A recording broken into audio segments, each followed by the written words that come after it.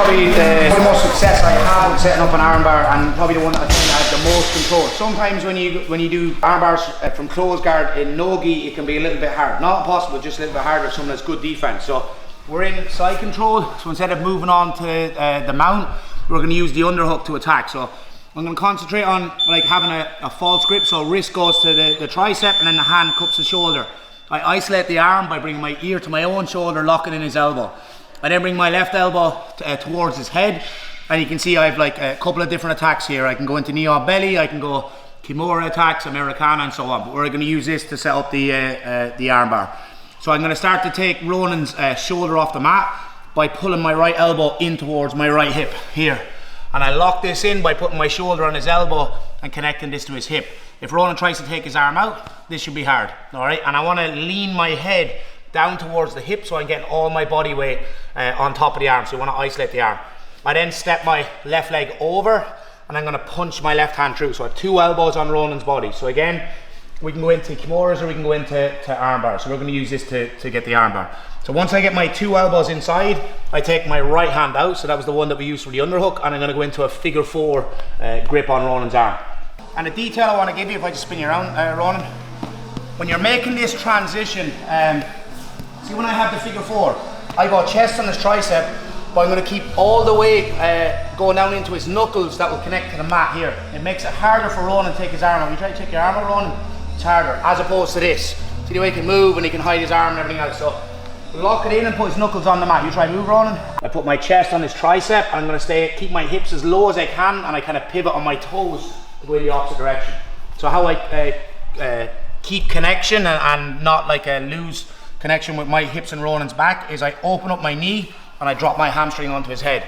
This puts weight on my right side, allows my left leg to be light, and then we can go into our armbar setup from here. All right, so we'll do that one more time. We go underhook. We'll use the false grip. You see the way I'm isolating the arm? I bring the elbow around, and to kind of like break his posture and distract him a little bit for what I'm doing, I'll just like take his head off the center line as well. And I take his shoulder off the mat by pulling my right elbow in towards my right hip. My shoulder goes to his tricep and then my head goes over the elbow. So this allows me to keep the weight on top of the arm. I use my whole body weight or my whole upper body weight versus Ronan's left arm. I step my left leg over, so I'm in a half kneeling position, punch the left hand through. Once the left hand comes through, take out the second hand and we go figure four. Chest to tricep, and then watch the way I'm on my right knee and left foot. I'm going to flip that around. I'm going to go onto my left knee and my right foot here, and I keep the connection. So what I do now is I open up my knee and I drop my hamstring on his head. This puts weight on my right side, takes weight off my left side, and allows me to go into our armbar attacks from there. Ronan's hands are locked. Now you can see that my right leg is inside, say, his arm or inside his elbow compared to like your traditional armbar. So if this happens, this isn't the end of the world. This is actually really good if this happens, as long as you know how to play with it. So I want to put my left leg into position. So what I want to do is put weight on my right side. So I'll post, and then what I'll do is I'll pummel this second foot through.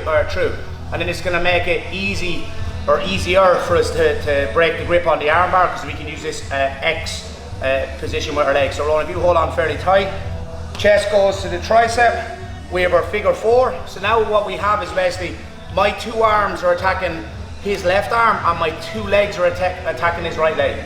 So it's like two legs and two arms versus two arms and my upper body weight. So if Ronan tries to hold on, pinch your knees together, extend your legs, and then I pull here, and then we can start to go into all our finishes. All right, so if you do find that your leg does land inside here, just move your weight to the opposite side. Use this post, because if Ronan tries to bridge, if you try to bridge Ronan, you can see he can knock me out of position. So be prepared for the bridge, especially early on the setup. So if Ronan tries to do it, see, I can use this hand. I'm going to take the slack out of the arm and I pummel my left leg through. I pinch my knees together, chest goes to the tricep, we lock up a figure of four, and then the arm I'm attacking, I'm going to try to push his hand down towards his chest here, and it takes the slack out of the arm. If he's very strong and I can't break the grip here, knees pinch, pull and extend our legs, and then we can start to go into all our finishes.